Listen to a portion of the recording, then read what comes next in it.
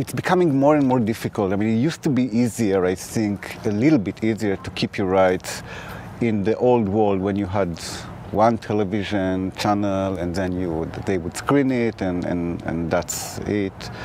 And today, when every television piece is like, there are, I don't know, 200 platforms that are selling again and again and again and again, it's becoming very hard. So there are some solutions to these things, and I think one is to make everyone understand that the writer or creator or whatever is a producer and should be a producer. You know, it has to be kind of that was my way from the beginning, from the moment I graduated and made my first graduation film. I was co-producing it always, and that was my way of keeping the right close to me and not like behaving like a clueless writer who said, okay, I don't understand. No, you should understand as a writer. You should know something about producing, and you should be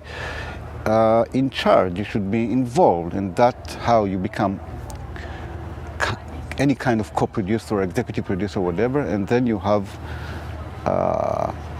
at least part of the rights. This is one thing that all creators should. In America they understood it, and every writer today is executive producer, whatever. I think in Europe it should be, in Israel it should be the same. And second, I think, is being united, you know, like old school unions, you know. I mean, it's a bloody battle on copyright, on rights, with everyone, with the producers, with the broadcasters, with the conglomerate, with everyone. So I think, you know, part of the success of the unions in America, the guilds, are because you have to be in the guild in order to work. You cannot, and this is like the capitalistic place, but still the unions are strong. And I think it should be that way in Europe, in a way that we have to be united, and you have to be part of the union in order to work, and then that's the only way that we can keep our rights. And then there is the third element, which is residuals, and strong residuals company who collects the money from everyone else, which is hard, but it's in Israel. I am also the president of the residual company for writers and directors. Again, it's a battle every day against everyone. They don't want to pay. Nobody wants to pay, you know. But we have a lot of successes, you know. I'll give you a small example. Last month, we signed a deal with all the gyms. You know, you go to the gym, you see television. We did it. You have to pay for us, you know. You have to pay us. So it was a battle of a year, and then we got something, you know. So basically, this is what I have to say.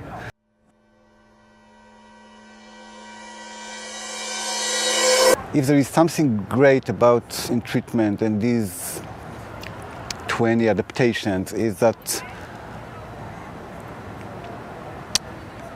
and people told me that, you know, it's the inspiration that you do only what you want, you don't think about anything but these 10 people that you want them to see what you do, and about yourself.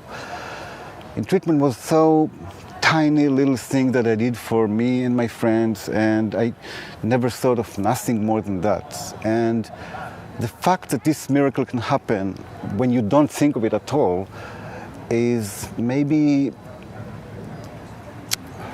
kind of something to think about, right? Not trying to please the world or to please the American or to work for them or to think, how can I make it global and all these, you know, logos, and but just do what you love and like, and then it could happen and could not. But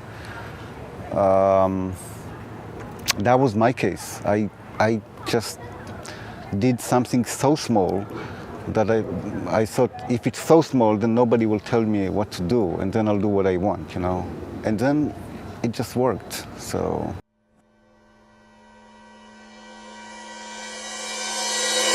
You know, after in treatment, I did in Israel a very, very personal, and it was really important for me after in treatment to do something that I know that it can be adapted, you know, that it could be only.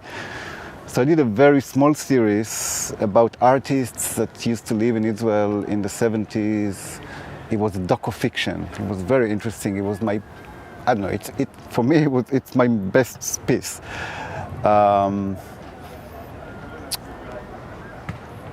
And again, for me, it was like, how can I invent myself? How can I explore new things? How can I do something that, you know, suddenly when you're successful, you have a lot of options. And then you have the obligation to choose right? So I did that. And then I did The Affair as well in America, because I had this idea as well. So I'm trying to combine, but still, and now I'm doing a series for HBO, but in Hebrew. And I'm going to shoot it in Israel in Hebrew, and it's going to be in HBO with subtitles. So I'm looking for freedom everywhere. So wherever I find it, and wherever I feel that I can experiment things and experiencing and make experiments and be as much as artistically free that I can, that's where I go. So, and if there is, of course, you need some decent budget, but so the world is more open to me today, but I'm still trying to find the place where I'm free. That's very general, but that's what.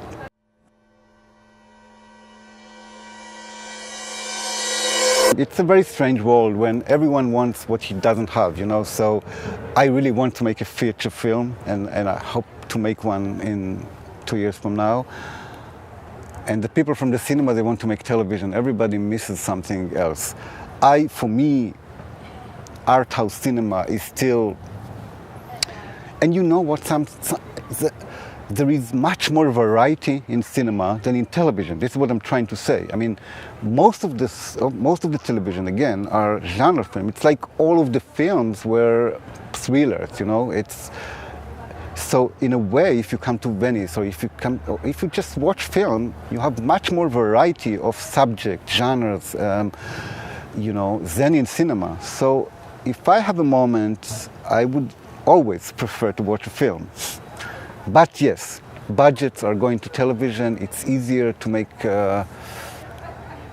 know, I can speak for myself. I had a script for a film ready for a year ago, and then 2 television projects came in, and television always wins over cinema because immediately you have budget, you have schedule, you have everything. People are waiting for this. And film is always waiting for the time that you will. So, but for me, film is much more noble than television.